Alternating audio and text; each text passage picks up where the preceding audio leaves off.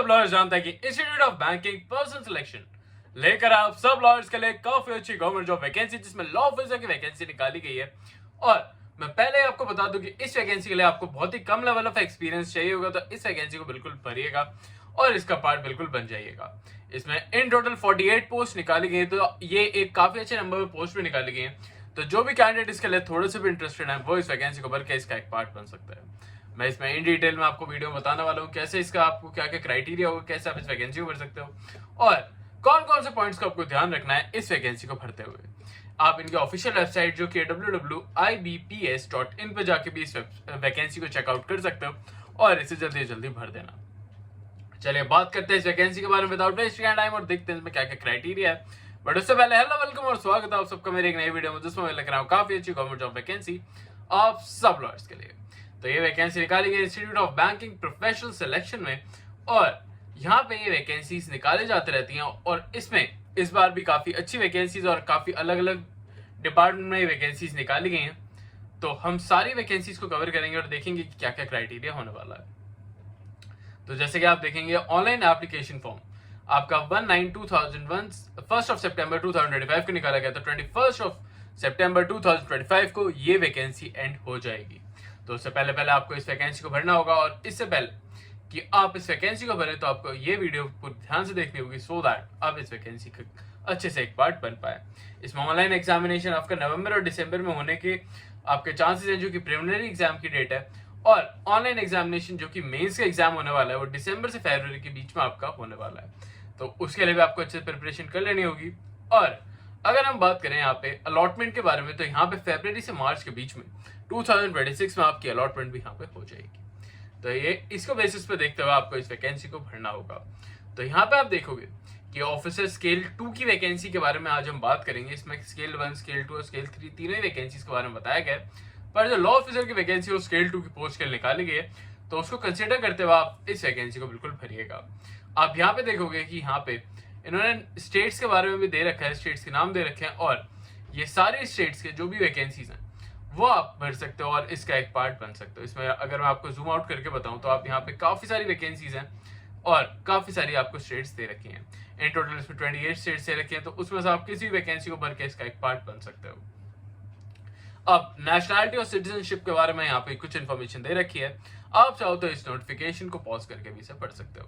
अब अगर हम बात करें ग्रुप ए, ग्रुप बी और ग्रुप सी के बारे में, तो यहाँ पे देखोगे कि यहाँ पे नंबर ऑफ पोस्ट अगर देखें तो यहाँ पे हमें ऑफिसर स्केल 2 मैनेजर लेवल की जो वैकेंसी है उसके बारे में हम बात करेंगे। पर उससे पहले भी हम सारी वैकेंसीज का मैं आपको एक ओवरव्यू दे देता हूँ कि इसमें एज लिमिट के बारे में बता रखा है। जैसे कि फर्स्ट जो ग्रुप ए की वैकेंसी है उसमें 18 से 28 के बीच में आपकी एज लिमिट रखी गई है। और जो ग्रुप बी जो ऑफिसर सेक्शन 1 की वैकेंसी है, तो स्केल 1 की वैकेंसी के लिए आपको 18 से 30 इयर्स की एज लिमिट दे रखी है। स्केल 2 जिसमें हम बात करने वाले हैं लॉ ऑफिसर की वैकेंसी के बारे में, उसमें 21 से लेकर 32 इयर्स तक की एज लिमिट दे रखी है। इसमें आपको यहाँ पे ये भी दे रखा है कि कौन सी एज में आपको अगर आप इस एज लिमिट के क्राइटेरिया को फुलफिल कर रहे हो तभी आप इसे भर पाओगे। तो अगर आपकी डेट ऑफ बर्थ 1993 से बात की है तभी आप इसे भर पाओगे, और अगर आपकी एज 19/2024 से पहले की है तभी आप इस वैकेंसी को भर पाओगे। तो इसको कंसिडर करते हुए इस वैकेंसी को बिल्कुल भरना।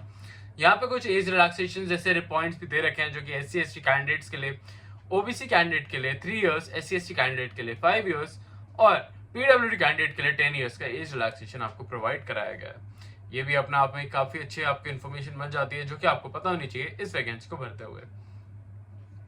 अब बात कर लेते हैं इसके वैकेंसी के बारे में कि कैसे आपको इस वैकेंसी को भरना है और क्या क्या आपको इसमें इंपॉर्टेंट पॉइंट्स होने वाले हैं इस वैकेंसी से रिलेटेड, वो सब आपको यहाँ पे ध्यान में रखने होंगे। जैसे कि आप देख सकते हैं इसकी नोटिफिकेशन भी काफी इन डेप्थ में इन्होंने सारी इन्फॉर्मेशन आपको बताने की कोशिश करी हुई है।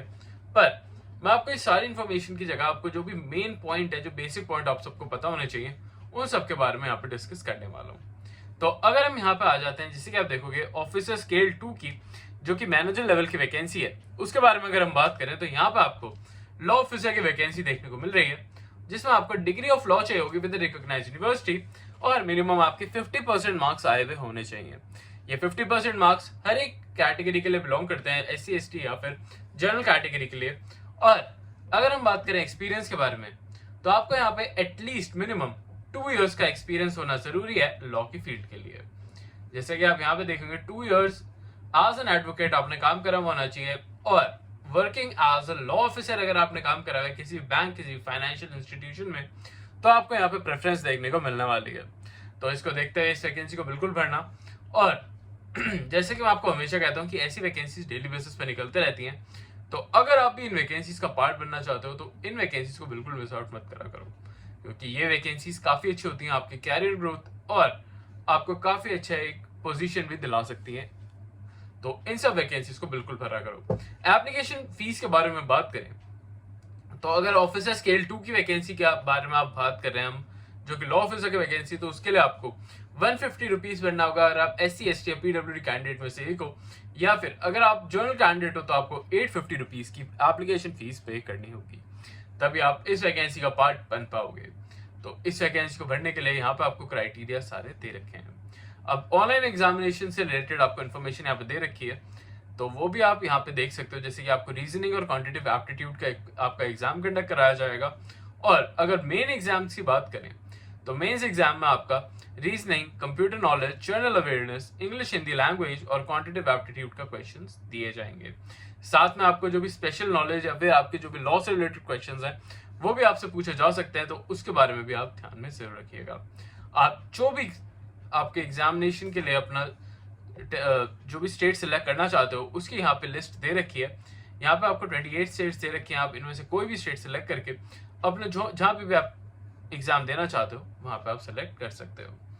आप इसमें एक हैरानी की बात यह है कि यहाँ पे दिल्ली का नाम नहीं दे रखा है, क्योंकि वहाँ पे ही सारे सबसे ज़्यादा एग्जाम्स यहाँ पे कंडक्ट कराए जाते हैं इन दिल्ली, बट यहाँ पे इसका नाम नहीं दे रखा है।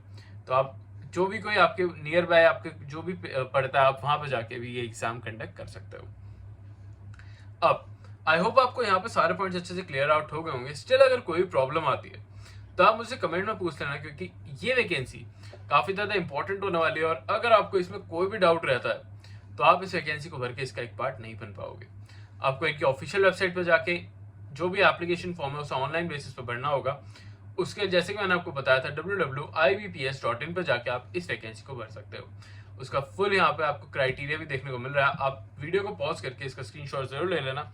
और ऐसी वैकेंसी मैं आपके लिए डेली बेसिस पे लेकर आता रहता हूँ, तो ऐसी वैकेंसीज को बिल्कुल भरते रहिएगा। आई होप आपको आज की वीडियो अच्छी लगे हो। अच्छी लगे तो चैनल को लाइक और सब्सक्राइब करे बिना बिल्कुल मत जाइए। मैं मिलता हूँ आपसे कल फिर से एक नई जॉब, नई वैकेंसी, अपॉर्चुनिटी के साथ। तब तक के लिए